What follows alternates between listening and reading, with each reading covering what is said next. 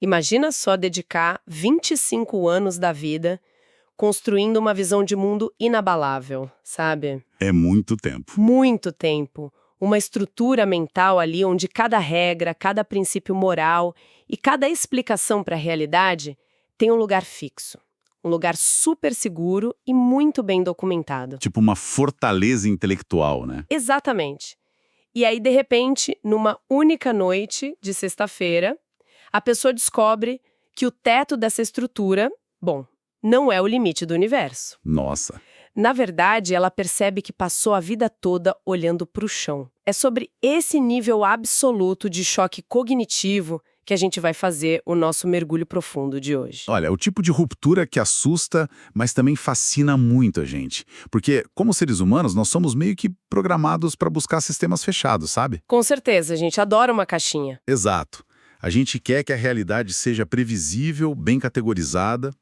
Então, quando um paradigma dessa magnitude simplesmente entra em colapso, a mente tem que fazer um esforço assim hercúleo para não entrar em curto-circuito. E para explorar a anatomia dessa transformação toda, a gente trouxe uma história real que é incrivelmente documentada. Ela é autora de um livro com um título, no mínimo, curioso, que é O Marido, a Dona de Casa e o Espírito Santo. Um título que chama a atenção logo de cara. Chama muito, e o que a gente tem em mãos com essa fonte não é, só um relato religioso. É um mapa psicológico super detalhado de alguém que saiu de uma crença estritamente intelectual e engessada para uma vida orientada pela experiência sobrenatural direta. O que interessa profundamente para nós aqui é o mecanismo humano da coisa. A gente quer entender a resistência psicológica inicial, aquele processo aterrorizante de se render e, no fim das contas, a mudança drástica de comportamento que essa narrativa toda descreve. Para entender o peso desse impacto na vida da Amanda, a gente precisa primeiro entender onde ela estava estacionada na vida. Por 25 anos, ela viveu dentro de uma linha chamada de cessacionismo. É uma palavra difícil, mas o conceito é bem direto. Para quem não está familiarizado com esse jargão teológico, o cessacionismo é a doutrina que defende que os milagres bíblicos, as profecias e todas aquelas curas espetaculares tinham uma data de validade. Tipo, aconteceram lá atrás e acabou. E isso, eles existiram só na época dos apóstolos originais para fundar a igreja e depois, cessaram, acabaram. Ela mesma brinca na entrevista que a fé dela era Pai, Filho e Bíblia Sagrada. E essa distinção que ela faz é vital para a gente entender a mente dela.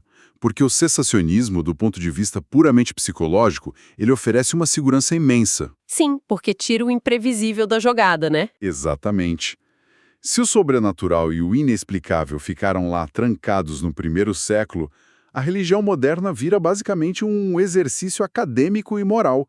É muito seguro. É confortável. A experiência religiosa dela acontecia estritamente do pescoço para cima, no cérebro, nunca no corpo. E isso leva a gente direto para tal sexta-feira à noite, que é onde ocorre a quebra dessa estagnação toda. Ela tá no carro com o marido dela, o Scott. E o Scott é o elemento de fricção nessa história. Porque desde a época que ele fazia faculdade de teologia, ele era aquele sujeito que flertava com a ideia de que milagres ainda aconteciam hoje em dia. Ele era o ponto fora da curva no relacionamento dos dois, nesse aspecto. Totalmente. E aí ele praticamente arrasta ela para uma conferência sobre profecia, liderada por um homem chamado Michael Miller. Ela entra no ambiente da conferência armada até os dentes com ceticismo. Mas é exatamente no meio de todo esse ruído interno, dessa rejeição, que ela descreve o que seria o primeiro abalo sísmico da noite. A voz. Isso. Ela relata que, do nada, ouviu uma voz interna. Uma voz límpida que simplesmente cortou a linha de raciocínio lógico dela e disse: "Para com isso, eu posso ter algo para você aqui hoje." Sabe, lendo essa parte das fontes e me preparando para hoje, me veio uma imagem muito clara na cabeça. Qual imagem? Pensa com a gente na figura de uma funcionária, aquela funcionária mais antiga e rigorosa de uma corporação gigantesca. Alguém que já está lá há 25 anos, que sabe todo o manual de conduta de cor e salteado. Aquela que nunca erra um protocolo sequer. Essa mesma. E de repente, num dia super banal de trabalho, ela esbarra numa porta escondida e descobre que, existe um andar executivo inteiro naquele prédio. Um andar super vibrante, cheio de ferramentas e recursos que ela nunca teve permissão para acessar. É um choque de realidade. E o pior é que ela passou a vida inteira jurando, de pés juntos, que o prédio só tinha aqueles andares que ela já conhecia. O questionamento que fica para nós é tipo, até que ponto a nossa devoção cega a um manual de regras acaba anestesiando a gente para a experiência prática da vida? Olha, essa imagem do andar restrito captura perfeitamente o núcleo do problema da Amanda. E o que a fonte mostra pra gente logo em seguida é o que acontece quando alguém é empurrado de vez para dentro desse andar desconhecido. Porque a coisa fica muito prática, muito rápido. Exato. No evento, esse palestrante, o Michael Miller, ele não fica só dando uma aulinha teórica. Ele propõe um exercício prático ali na hora. Ele pede para a plateia encontrar um parceiro, alguém que eles não conhecem, e tentar ouvir alguma mensagem intuitiva ou divina para aquela pessoa. Nossa, o pânico de um introvertido. Nem me fale! E o relato da Amanda sobre a reação física dela é fascinante. Ela diz que o cérebro dela virou uma estática de TV, um ruído branco ensurdecedor. É o puro terror de fazer um papel ridículo em público, né? Precisamente. Essa estática mental é um mecanismo de defesa clássico do ego. O cérebro dela estava gritando para ela fugir, dizendo que aquilo ameaçava a identidade e a credibilidade de décadas dela. Mas ela não foge, ela fica. Ela fica. E de alguma forma, vencendo aquele ruído todo, ela entrega uma mensagem extremamente específica para uma mulher ali que era uma total estranha. E a reação da mulher é o que quebra tudo. Sim, a estranha simplesmente desaba em lágrimas na hora. Ela fica profundamente consolada por detalhes íntimos que a Amanda não tinha como saber de jeito nenhum. Esse é o momento exato da colisão frontal. A teoria engessada dela bate de frente com uma evidência empírica e inegável na vida real. E a reação da Amanda não é de euforia, o que eu acho muito revelador sobre como a mente humana funciona. Ela não sai pulando e comemorando, ela entra em choque. É um choque, é. Porque a implicação daquele acerto dela não é só tipo, nossa, olha como eu tenho um dom especial. A implicação primária e aterrorizante para ela é, se isso aqui é real, eu estive profundamente enganada sobre a base de toda a minha existência pelas últimas 2 décadas. E a mente analítica dela tenta a todo custo retomar o controle da situação. Ela começa a se questionar, isso foi real? Será que eu fui vítima de uma manipulação emocional coletiva? Ou pior, eu inventei tudo isso na minha cabeça? A dúvida é o último recurso do ego, né? É. E a epifania que resolve essa crise de identidade lá no banheiro é construída em cima de uma figura histórica fascinante, a Helen Keller. Olha, a inclusão dessa metáfora da Helen Keller na narrativa da Amanda é, para mim, uma das formas mais didáticas de explicar o despertar de uma consciência que eu já vi. É brilhante, explica pra gente. Bom, a Helen Keller perdeu a visão e a audição quando ainda era um bebê, certo? Durante os primeiros anos de vida dela, ela bebia água, ela sentia a temperatura da água, ela matava a sede. Mas o conceito da palavra água não existia no cérebro dela. Porque não tinha a ferramenta da linguagem. Isso. A experiência material sempre esteve ali o tempo todo, mas faltava a linguagem para codificar aquilo.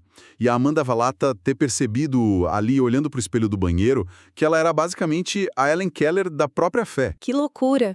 Ela sentia as coisas, mas aquele manual sensacionista impedia ela de dar o nome correto ou de interagir de verdade com aquela realidade. Exato.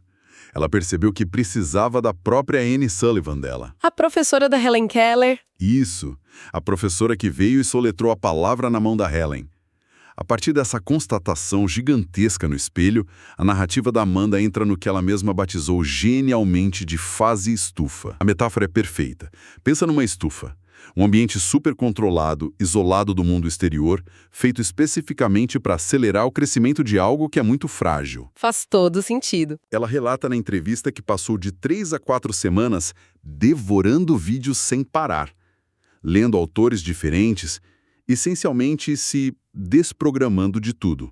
Ela precisava esvaziar literalmente tudo que ela achava que sabia, para só então poder ser ensinada a partir da estaca zero. E no meio de todo esse material novo que ela começa a estudar nessa fase estufa, a fonte destaca um conceito de autores como Dennis Bennett. Esse conceito traz uma distinção fundamental sobre como evitar cair de novo na religião no piloto automático. O Bennett oferece uma analogia caseira que ancora a experiência da Amanda de um jeito muito legal. A história da visita, né? Isso. Ele propõe assim, imagina que você tem uma visita real, uma visita ilustre na sua casa. Mas em vez de interagir com essa visita, de conversar com ela, você simplesmente larga ela lá na cozinha, Nossa, que gafe! quietinha no canto, e você vai viver a sua rotina normal lá na sala de estar. Você sabe que a visita está lá, você oferece um respeito distante a ela, mas na prática ignora a presença dela no dia a dia. A mudança de paradigma da Amanda, então, foi a decisão de levantar do sofá, ir até a cozinha e convidar o Espírito Santo para sentar do lado dela na sala de estar. Perfeito. É a transição de um mero reconhecimento intelectual feito de longe para um relacionamento interativo e diário. A busca principal dela se tornou por intimidade e não por, sei lá, ter superpoderes religiosos. E foi isso que preparou o terreno para o que, confesso, é a parte mais visceral e desafiadora de todo esse material que a gente está analisando hoje. A virada de chave física. Sim, a gente sai da teoria, do isolamento seguro da estufa e entra de cabeça na manifestação material. Toda a narrativa de transformação precisa desse salto para a matéria. Se a mente foi reconfigurada, o corpo invariavelmente tem que seguir o mesmo caminho. O relato descreve o momento em que a Amanda finalmente pede para o marido, o Scott, orar por ela usando uma linguagem espiritual, o famoso dom de línguas. E o Scott deve ter ficado chocado. Muito, porque ele sempre se conteve a vida toda para não ferir aquela teologia super rígida que a esposa tinha. E de repente ele finalmente se permite mostrar essa vulnerabilidade ali com ela. A reação da Amanda a essa oração é narrada com detalhes sensoriais muito extremos. É impressionante.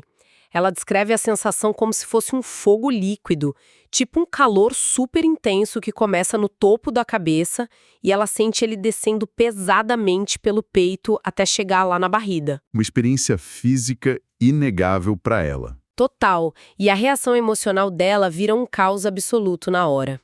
Ela conta que chora de forma incontrolável, depois do nada entra numas crises de riso. E o mais doido é que ela relata uma imagem visual persistente na mente dela enquanto isso acontecia.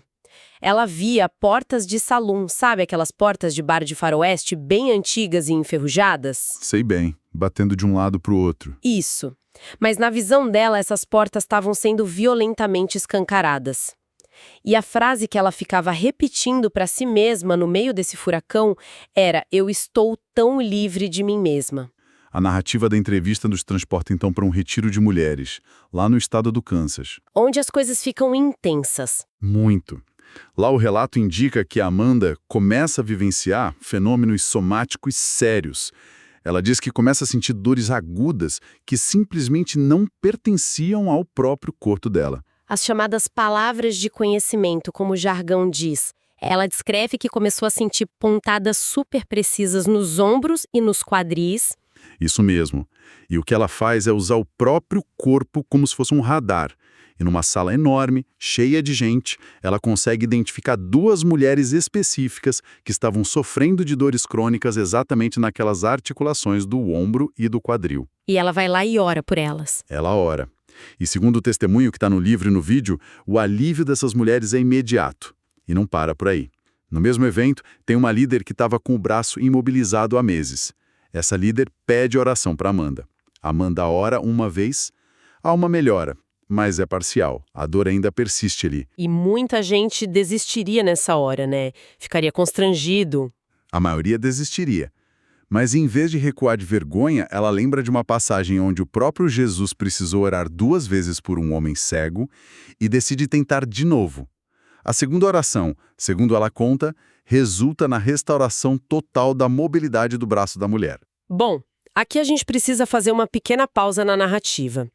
A gente precisa desempacotar essa sequência, porque é aqui que a história exige o máximo do nosso senso analítico. Claro, o ceticismo natural entra em cena. Exato. Como pessoas críticas, a gente conhece muito bem os manuais da psicologia humana. A gente sabe do poder massivo do efeito placebo, por exemplo. A gente sabe que, num ambiente de alta carga emocional e expectativa, o pico de adrenalina pode muito bem mascarar uma dor crônica temporariamente. Mas a fonte empurra a gente contra a parede com a história que vem logo a seguir. E é uma história que simplesmente não cabe nessas caixinhas da psicologia. Você está falando da história da filha dela. Sim, essa parte me deixou intrigada. A filha dela, que tinha 8 anos na época, cai da bicicleta e sofre um corte super profundo.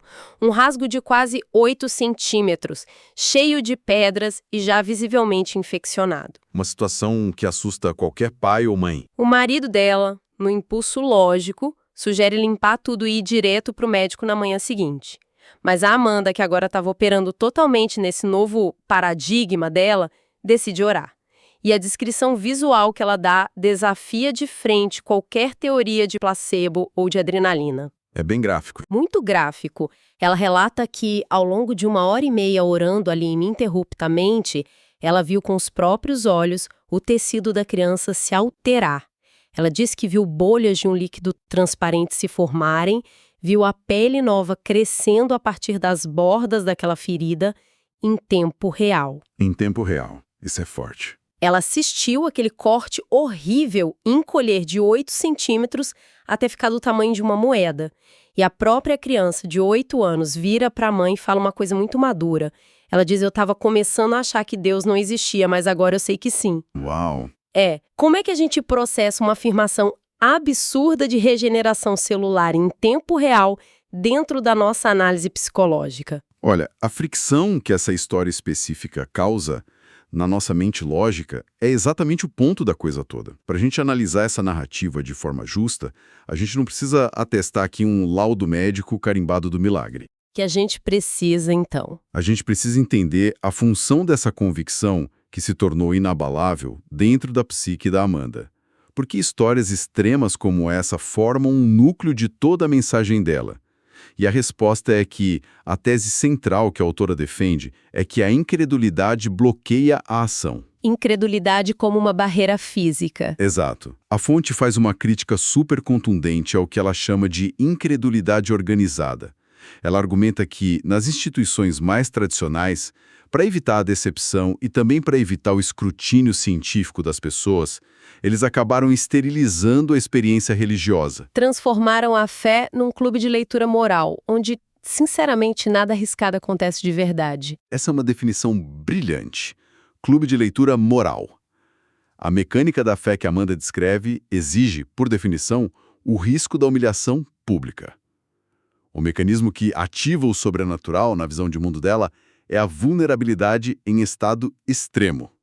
A narrativa toda sugere pra gente que não existe neutralidade nesse jogo.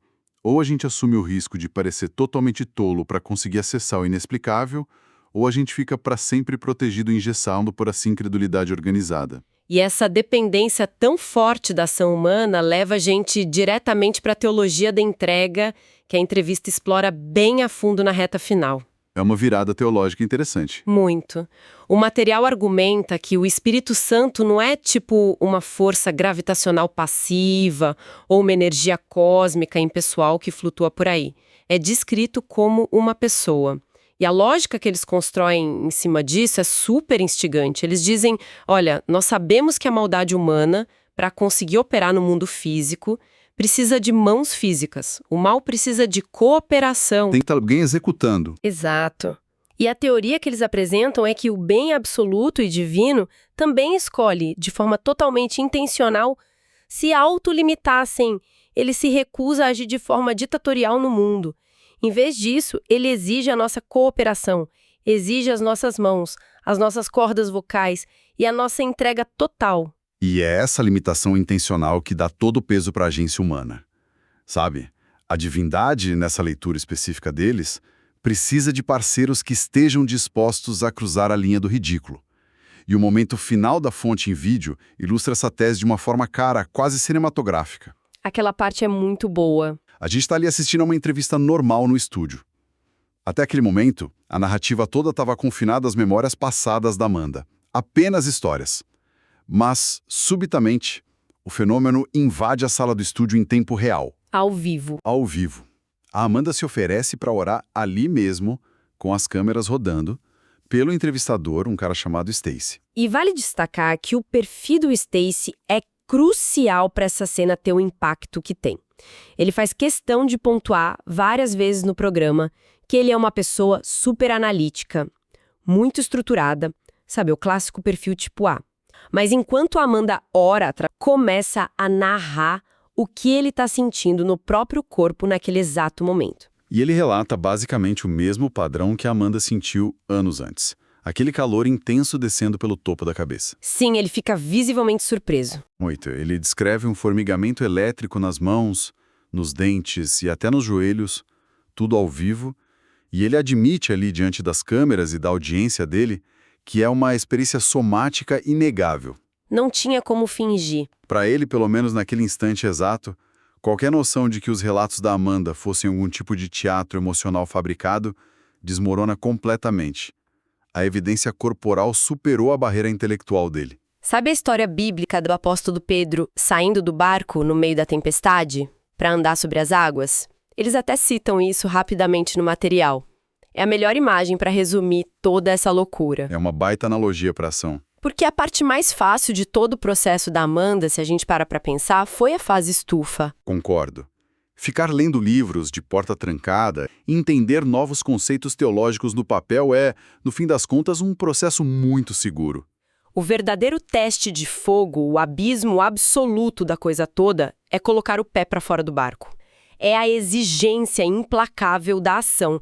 É ter a coragem de, do nada, estender a mão na direção de um total desconhecido e dizer que vai orar pela dor no ombro dele, correndo o risco real de não acontecer absolutamente nada, né? E terminar o dia tendo que lidar com o constrangimento colossal daquela aposta ter falhado na frente dos outros. Exato. E isso ajuda muito a gente a definir qual é a verdadeira prova de transformação nesse estudo de caso.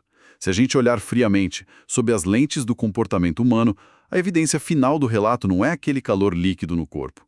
E não é nem mesmo a regeneração impressionante da pele da criança. Qual é a evidência real para você? A evidência inquestionável, que sobra no fim do dia, é a transmutação radical da empatia dela. Como assim? Explica melhor. A narrativa mostra, de forma muito clara, a jornada de alguém que confessava abertamente que não se importava muito com as pessoas além do seu próprio círculo de segurança. A velha Amanda, lá do cessacionismo, guardava a fé dela como se fosse um troféu intelectual numa estante. Era algo estéril. Exato. Mas a nova Amanda, essa versão pós-quebra de paradigma, desenvolveu uma urgência visceral, uma coisa quase incômoda de olhar para estranhos do corredor do supermercado, notar o sofrimento no rosto deles e se intrometer na vida deles para tentar trazer cura e conforto. O amor para ela deixou de ser uma oração passiva e silenciosa antes de dormir. E passou a ser o quê? Passou a ser uma invasão superativa da realidade das outras pessoas. A inércia daquele conforto egoísta que ela tinha foi simplesmente aniquilada. E isso traz a gente, sabe, para o grande ponto de convergência de todo esse mergulho profundo que a gente fez hoje. Uma mensagem final que fica para quem está ouvindo a gente. Isso. Se a gente olhar para essa jornada toda de cima, do alto, a gente observa como um sistema de convicções, por melhor que seja, pode facilmente se transformar numa prisão super confortável por um quarto de século. Nós testemunhamos o grau absurdo de coragem que é necessário para pegar o nosso balde de certezas absolutas e ter a ousadia de virar ele de cabeça para baixo. E vimos as consequências super práticas que ocorrem quando uma mente rígida finalmente decide se render a uma experiência que a razão puramente analítica nunca vai conseguir domar. E a utilidade desse caso transcende qualquer limite religioso. Ele funciona como uma verdadeira tomografia computadorizada da nossa própria resistência humana à mudança. Sem dúvida alguma. Independentemente das inclinações de quem está escutando a gente agora. Seja alguém com uma visão puramente espiritual da vida, ou um cientista super focado em vieses cognitivos, ou qualquer pessoa no meio desse espectro, a história da Amanda funciona como um espelho desconfortavelmente claro para nós. É porque todo mundo tem as suas próprias áreas de estagnação na vida, né? Todo mundo pode ser uma carreira que a gente está seguindo só porque manda o manual. Podem ser amizades e relacionamentos que operam no automático há anos, ou até as próprias fronteiras limitantes que a gente desenhou para nossa própria identidade. O convite subentendido em toda essa fonte de hoje é que a gente faça meio que uma auditoria na nossa própria rotina. Onde é que a gente está se recusando a entrar no andar executivo simplesmente porque a gente cismou que o prédio acaba na nossa mesa de trabalho? É forte isso. E a lição mais dura dessa história toda é que abandonar o piloto automático exige obrigatoriamente pagar o pedágio do constrangimento. Não existe inovação de verdade, seja ela espiritual ou secular, sem a gente assumir o risco de errar em público. O que deixa a gente com um pensamento final muito intrigante para ecoar nas nossas mentes a partir de hoje. Quais são as verdades absolutas e incontestáveis que estão governando as nossas vidas agora mesmo e que, na realidade, estão apenas aguardando que a gente tenha coragem de permitir que as velhas portas enferrujadas dos nossos próprios paradigmas sejam finalmente escancaradas? Olha, é uma reflexão que exige muito silêncio e, acima de tudo, muita honestidade. Até a nossa próxima análise.